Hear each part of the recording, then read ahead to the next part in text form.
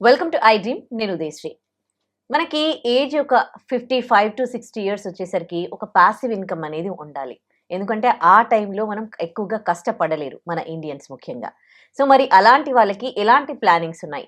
దీని గురించి మాట్లాడదాం. మనతో ఉన్నారు బొనిగెల సాల్మన్ గారు, amphi registered mutual fund distributor, PMS distributor.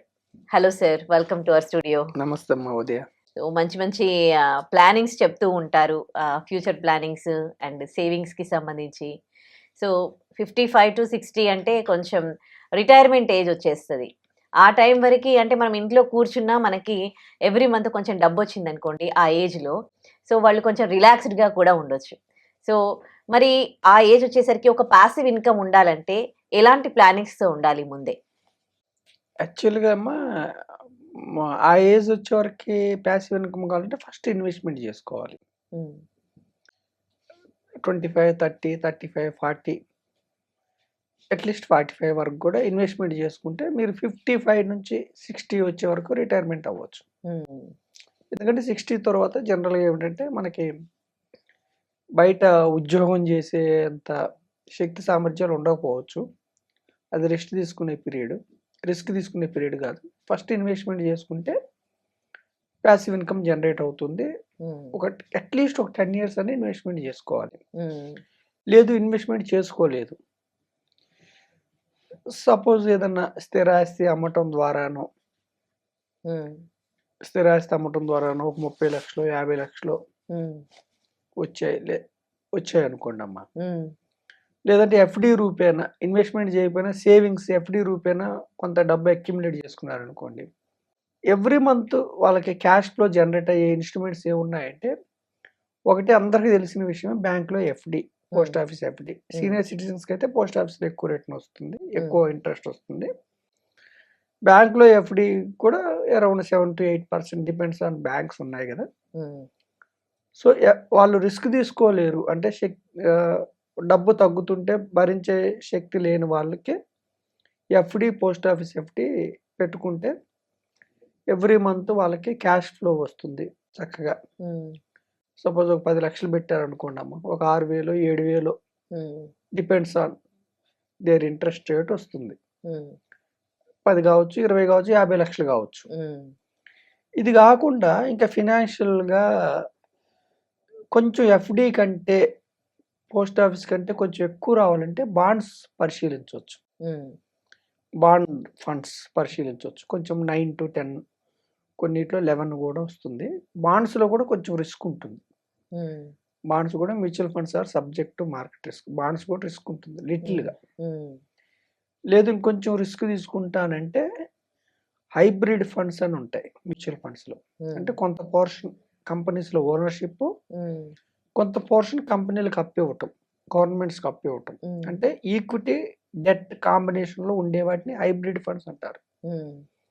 అంటే ప్యూర్‌గా ఈక్విటీలో ఉన్నంత రిస్క్ ఉండదు. కంపెనీస్‌లో ఓనర్‌షిప్‌లో ఎక్కువ రిస్క్ ఉంటుంది. హైబ్రిడ్ అంటే 2 కలుస్తాయి కాబట్టి కొంచెం రిస్క్ తగ్గుతుంది. ఏమిటి అడ్వాంటేజ్ అంటే ఎఫ్‌డి కంటే కూడా ఎక్కువ రిటర్న్ వచ్చే అవకాశం ఉంటుంది. సో, హైబ్రిడ్ ఫండ్స్ పరిశీలించొచ్చు పెద్దవారు. లేదంటే మల్టీ అసెట్స్ అంటే కంపెనీస్‌లో ఓనర్‌షిప్, ఈక్విటీసు, బాండ్స్ కంపెనీస్‌కి అప్పివ్వటం లేదా గవర్నమెంట్స్‌కి అప్పివ్వటం బాండ్స్. ఇది కాకుండా కమోడిటీస్ గోల్డ్, సిల్వర్, క్రూడ్ లేదంటే రీట్స్ అండ్ ఇన్విట్స్ అంటే రియల్ ఎస్టేట్‌కి ప్రాజెక్ట్స్‌కి అప్పివ్వటం. కమర్షియల్ కాంప్లెక్స్‌కి మనకు రెంట్ వచ్చే కమర్షియల్ కాంప్లెక్స్ కొనటం.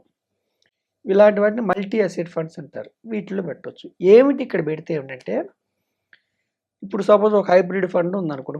కొన్ని మ్యూచువల్ ఫండ్ సంస్థలు ఎలా ఆఫర్ చేస్తున్నాయంటే, హైబ్రిడ్ ఫండ్‌లో మీరు ఇన్వెస్ట్ చేస్తే అంటే రిస్క్ తీసుకునే సామర్థ్యం మీకుంటే, సపోజ్ ఒక 20,00,000కి 12% అంటే 20,000 వస్తుంది. ఓకేనమ్మా.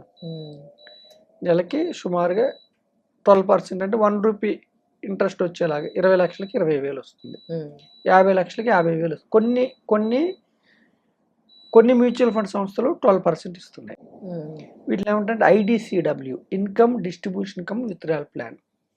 అంటే every month fund manager units మీద కొంత పర్సంటేజ్ ఐడిసిడబ్ల్యూ డిక్లేర్ చేస్తారు. అంటే ఇప్పుడు బ్యాంక్స్లో మీకు 7 to 8%, 8% వస్తుంటే ఇక్కడ 12% ఐడిసిడబ్ల్యూ ఇస్తున్నారు. ఐడిసిడబ్ల్యూ అంటే income distribution cum withdrawal plan. అంటే మీకు లాభాలు లేకపోయినా వాళ్ళు 12% ఇస్తారు, లాభాలు ఉన్నప్పుడు కూడా ఇస్తారు. లాభాలు లేనప్పుడు కొంచెం మీ ప్రిన్సిపల్ డౌన్ అవుతుంది. ఆ భరించే శక్తి ఉంటే ఐడిసిడబ్ల్యూ తీసుకోవచ్చు. ఇది ఫండ్ మేనేజర్ డిక్లేర్ చేస్తాడు. యూనిట్స్ ఏం తగ్గవు మీకు. ఎన్ఏవి ఫ్లక్చుయేట్ అవుతూ ఉంటుంది. కొన్ని ఫండ్ హౌస్లు 10% ఇస్తున్నాయి పర్ యానం.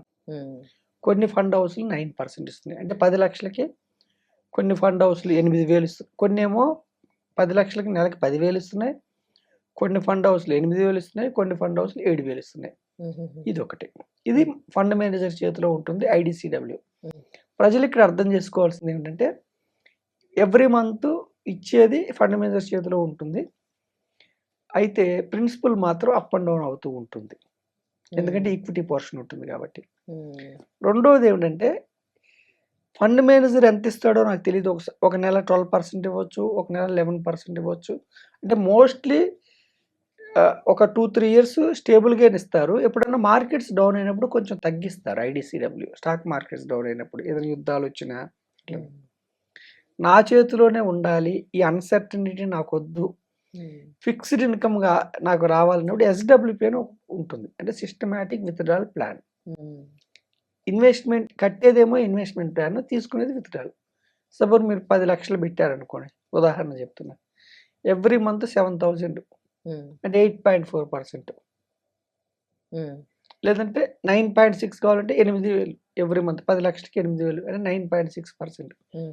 మీరు ఆప్ట్ చేసుకుంటే అంటే మీరు ఆప్షన్ తీసుకుంటే ఫిక్స్డ్ ఇన్కమ్ మీరు చెప్పిన డేట్కి గ్యారంటీగా వచ్చేస్తుంది.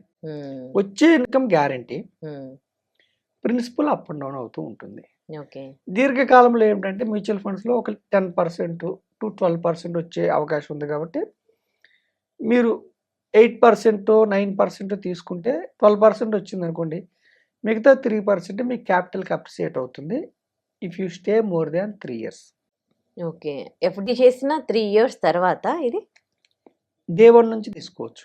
ఇప్పుడు మీ దగ్గర ఈరోజే 10 లక్షలు ఉందనుకోండి, 2 ఆప్షన్స్లో చూజ్ చేసుకోవాలి. ఐడిసిడబ్ల్యూ తీసుకుంటారా, ఎస్డబ్ల్యూపీ తీసుకుంటారా? సపోజ్ ఐడిసిడబ్ల్యూ తీసుకున్నారు, 12% వచ్చేది మీరు ఆప్ట్ చేసుకున్నారు అనుకోండి. కొన్ని ఫండ్ హౌస్లు 10 lakhsకి ఎవ్రీ మంత్ 10,000 వస్తుంది. అది ఫండ్ హౌస్ మేనేజర్ బట్టి ఉంటుంది. ఒక్కోసారి 10,000, ఒక్కోసారి 9.8 అలా ఇస్తూ ఉంటాడు. ఒక 100 రూపాయలు అటు ఇటుగా. సో ఇదేమిటంటే ఫండ్ మేనేజర్ సెక్షన్ బట్టి ఉంటుంది. 12% అన్నక్కడ దగ్గర 11.8, 11.7 అట్లా ఉంటుంది. లేదు అతని విచక్షణ కాదు, నా ప్రకారం అంటే ఎస్డబ్ల్యూపీ అని ఉంటుంది మీకు. మీరు 10 lakhs పెట్టి ఎవ్రీ మంత్ 7,000, 8,000 మీరు ఒక డేట్ ఫిక్స్ చేసుకుంటే ఆ డేట్కి మీకు శాలరీ క్రెడిట్ అయినట్టు క్రెడిట్ అవుతుంది. అయితే ప్రిన్సిపల్ ఉంది కదా, ప్రిన్సిపల్ మీరు ఈరోజు ఈ మంత్ పెట్టారు, నెక్స్ట్ మంత్ నుంచే మీకు క్రెడిట్ అవుతుంది. మీరు ఈ ఆప్షన్ ఎప్పుడు పెట్టుకుంటే అప్పటి నుంచి క్రెడిట్ అవుతుంది. శాలరీ లాగా వస్తుంది. ఇప్పుడు ఎవ్రీ మంత్ మనకి శాలరీ లాగా వస్తుంది. అది మెయిన్ అమౌంట్ దాంట్లో అది పెరుగుతూ పోతుందా? అది పెరుగుతుందా తగ్గుతుందా అన్నది రిటర్న్స్ బట్టి ఉంటుంది. మీరు పెట్టిన తర్వాత మార్కెట్స్ బాగున్నాయి, ఎకానమీ బాగుంది, కంపెనీస్ బాగా పెర్ఫామ్ చేసినాయి, పెరుగుతుంది. మీరు తీసుకునేది 9.6 అనుకోండి, అంటే 10 లక్షలకి 8,000 తీసుకున్నారు అనుకోండి, 9.6% తీసుకుంటున్నారు, 12% వచ్చింది అనుకోండి, రిటర్న్ పెరుగుతుంది. లేదు మీరు పెట్టిన ఈ సంవత్సరం 9% రాలేదు, ఒక 5% వచ్చింది అనుకో, కొంచెం తగ్గుతుంది. అయితే హైబ్రిడ్ ఫండ్స్లో ఏంటంటే పెద్ద హై రిస్క్ ఉండదు, మోడరేట్ ఉంటుంది రిస్క్. తగ్గినా కానీ ఏంటంటే దీర్ఘకాలంలో మ్యూచువల్ ఫండ్స్లో, యాక్టివ్ మ్యూచువల్ ఫండ్స్లో 9% పైన వచ్చే అవకాశాలు ఉన్నాయి దీర్ఘకాలం ఉంటే. దీర్ఘకాలం అంటే ఎంత? 5 years. అంటే మీరు డబ్బులు పెట్టి ఎవ్రీ మంత్ తీసుకుంటూ 5 years వెయిట్ చేస్తే మీ ప్రిన్సిపల్ పెరిగే అవకాశాలు పుష్కలంగా ఉన్నాయి. ఒకవేళ ఏమైనా హెల్త్ ఇష్యూస్ వచ్చినాయి అనుకోండి, అప్పుడు ఏమన్నా మనం దాంట్లోంచి తీసుకోవడానికి ఉంటుంది. సపోజ్ మీరు ఒక 10 lakhs ఇన్వెస్ట్ చేశారు అనుకోండి అమ్మా, ఎవ్రీ మంత్ 8,000 వస్తుంది సపోజ్. ఈ 10 lakhs 9.5 కావచ్చు, 10.5 కావచ్చు డిపెండ్స్. ఒక 1 ఇయర్ తర్వాత హెల్త్ ఇష్యూస్ వచ్చినాయి ఇన్వెస్ట్ చేసిన వ్యక్తికి. ఎమర్జెన్సీలో 10 లాక్స్ కావాలి. 10 తీసుకోవచ్చు. ఓకే. 2 లాక్స్ కావాలి. 2 లాక్స్ తీసుకోవచ్చు. 5 లాక్స్ కావాలి. 5 లాక్స్ తీసుకోవచ్చు. అప్పుడు ఏం చేయాలంటే సపోజ్ ఎమర్జెన్సీలో 10 లక్షలు పెట్టారు. 5 తీసుకున్నారనుకోండి. 5 వచ్చేస్తుంది. 3 డేస్‌లో వచ్చేస్తుంది. వచ్చేసిన తర్వాత ఏం చేయాలంటే 10 లక్షలకి 8,000 ఆప్ట్ చేసుకున్నారు కదా మంత్లీ. అప్పుడు తగ్గించుకోండి. 4,000 పెట్టుకోండి. ఓకే. ఎందుకంటే అప్పుడు కూడా 8,000 ఆప్ట్ చేసుకుంటే 9.6%. ఇప్పుడు 10 లాక్స్‌కి 8,000 అంటే 9.6%. అప్పుడు 5 లాక్సే ఉంటుంది కదా ప్రిన్సిపల్. అవును. అప్పుడు కూడా మీరు 8,000 తీసుకుంటే డబుల్ తీసుకున్నట్టు మీరు 18% తీసుకున్నట్టు అర్థం. అవునవును. అందుకని తగ్గించుకోవాలి. అలా తగ్గించుకోలేదనుకోండి ప్రిన్సిపల్ తగ్గిపోతూ ఉంటుంది. ఓకే. అర్థమైంది కదమ్మా. యాహ్! ఎప్పుడైనా తీసుకోవచ్చు. ఇది మీ డబ్బు. ఓనర్‌షిప్ మీరు కంపెనీస్‌లో ఓనర్‌షిప్ మీ డబ్బు. మీ చేతుల్లోనే ఉంటుంది. ఎప్పుడైనా తీసుకోవచ్చు. ఓకే. ఎఫ్‌డి చేస్తే మీరు ఎలా క్యాన్సిల్ చేసుకొని తీసుకుంటారో ఇది కూడా అంతే. బ్లాకింగ్ ఏమి ఉండదు. ఎప్పుడైనా తీసుకోవచ్చు. కాకపోతే ఏమిటంటే ఎఫ్‌డిలో తక్కువ వస్తుంది కాబట్టి మీరు కొంచెం పెద్దవారైనా కానీ రిస్క్ తీసుకుంటానంటే అంటే వేరే అడిషనల్‌గా మీకు అడిషనల్ క్యాష్ ఫ్లో అంటే రెంట్స్ గానీ, పిల్లలు ఇవ్వటం గానీ ఏం లేదు. ఇదొక్కటే జీవనాధారం అయినప్పుడు మీకు కొంచెం ఎక్కువ రావాలి కాబట్టి మీకు మ్యూచువల్ ఫండ్స్ మీరు పరిశీలించొచ్చు. కాకపోతే రిస్క్‌ని కొంచెం అర్థం చేసుకోవాలి. ఓకే. రైట్. ప్యూర్ ఈక్విటీ కాకుండా హైబ్రిడ్ ఫండ్స్ గానీ, మల్టీ అసెట్ ఫండ్స్ గానీ, బ్యాలెన్స్డ్ అడ్వాంటేజ్ ఫండ్స్ గానీ ఈ 3 కేటగిరీలు ఉంటాయి. ఎస్‌డబ్ల్యూపీలో యూనిట్స్ తగ్గుతూ ఉంటాయి. అంటే నంబర్ ఆఫ్ షేర్స్‌ని ఈక్విటీలో అంటాము. ఇక్కడేమో మ్యూచువల్ ఫండ్స్ యూనిట్స్ అంటాము. తగ్గుతూ ఉంటాయి. కానీ అన్నివి మాత్రం అప్ అండ్ డౌన్ అవుతూ ఉంటుంది. ఐడీసీడబ్ల్యూ మాత్రం యూనిట్స్ స్టేబుల్‌గా ఉంటాయి. ఎన్ఏవి అప్ అండ్ డౌన్ అవుతూ ఉంటుంది. ఈ టెక్నికల్ టర్మ్స్ మీకు కొంతకాలం ఇన్వెస్ట్ చేసిన తర్వాత కొంతకాలం తర్వాత మీకు ఐడియా వస్తుంది. Okay. Right. Thank you so much sir. Senior సిటిజన్స్‌కి నిజంగా చాలా మంచి ప్లానింగ్స్ ఇవి 2 కూడా. Thank you so much. Thank you.